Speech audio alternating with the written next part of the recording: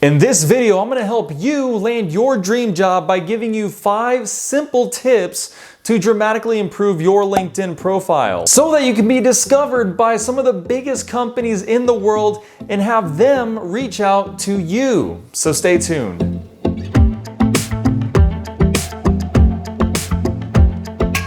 Hey folks, Richard Walls here helping you with career development and personal finance. Let's get to those LinkedIn tips. Tip number 1 is complete your profile. Of course, we have to start with the basic blocking and tackling, which is to just fill in your profile. The first time you make a LinkedIn profile, it's going to prompt you to add in a lot of detail about what you do, companies you worked for, degrees you have, skills, awards, interests, language, and location. Make sure to complete all of it as best you can because that's going to give LinkedIn data about you that can be used by recruiters that are looking for people to fill certain jobs. The more info you have, generally, the better. Now, there's a critically important point about what I just said that I'm going to unpack a little bit more later in tip number 5, so make sure to stay till the end. Tip number 2 is use bullet points. When telling your story, whether it be in the summary or the about me section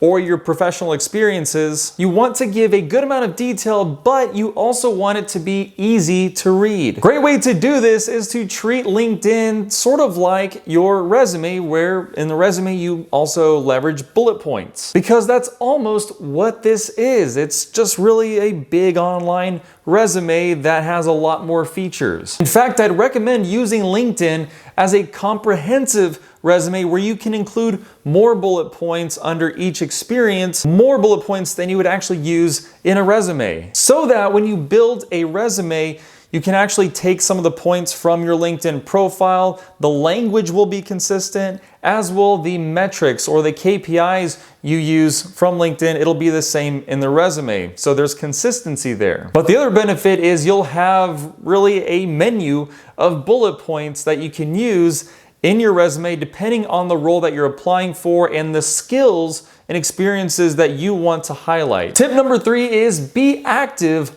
on LinkedIn. To improve your professional brand online, you really do want to be seen as a thought leader in a particular field, ideally one in which you have a career interest. Absolutely do not just hit the like button on posts that you see. You also want to find opportunity to comment and add some original thought to those discussions. Better yet, you can create your own posts featuring articles or videos that you find interesting. And then of course, adding your own commentary on why you think it's interesting or what you think of it. And then you'll also want to ask people to engage, usually by posing a question which people can reply to on that post. Now, if you want to take it to a level above that, you can also write articles that are also hosted on LinkedIn. There's an option for that you can click on, and you can do something a little bit more robust, and it's going to carry a little bit more weight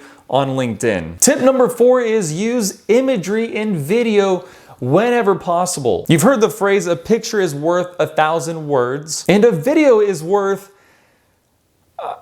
I really don't know what the current exchange rate is, but it's worth a lot. It adds valuable and highly visible content to your profile. Imagine reading a blog.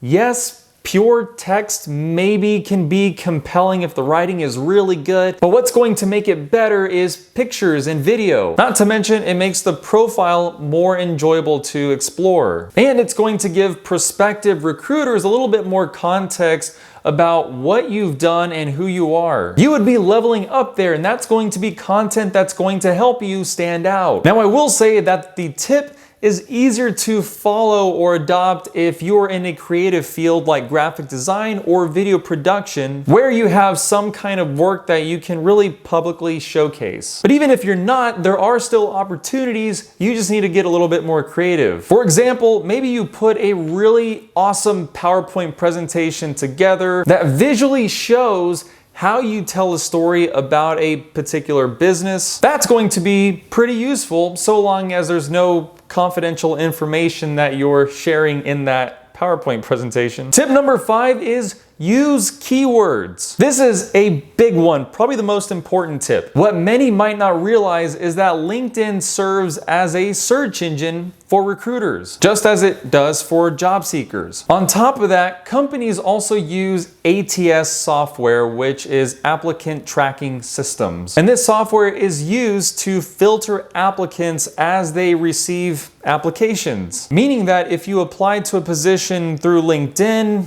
using a resume or just using your LinkedIn profile, it's likely that the company may be using an ATS software that's going to do a bit of a pre-screening to identify the right candidate or identify which candidates don't necessarily meet the criteria. So you don't even have a human reviewing it at that point. But how do they find the right qualifications through that software? The answer is keywords. You want to make sure to use the right keywords in just about everywhere in your profile that you can. That means headline, summary, professional experience, and skills section. And the best way to find the right keywords to use is to go and look at some of the job descriptions that you have an interest in. And you'll want to look at the posting on what skills or experience they're looking for. But more importantly, you want to understand the specific terms or keywords that they use to describe those skills and experiences. And once you understand that, you can go back to your LinkedIn profile and begin including or ensuring that you have those keywords in your profile. But I hope it goes without saying that you should only include these keywords if they accurately reflect your professional experience and your skills. And should you ever be invited to an interview, these are all skills and experiences you should be able to speak and articulate very effectively. You should absolutely not be making stuff up just because you saw some keywords in a job description that you like. Folks, if you got a lot of value out of this video, make sure to hit the like button down below. And if you want to see more content like this, make sure to subscribe as I do post content regularly. And on my channel, I'll soon be starting live streams where I review your LinkedIn profile in real time. So if you're subscribed, you'll see when those are happening. And for more ways to boost your marketability with prospective employers, you'll want to check out some of the other videos that I have on my channel where I walk you through some of the professional certificates that exist through online learning platforms like Coursera, edX, and Udemy. So with that said, thank you for watching, and I'll see you around.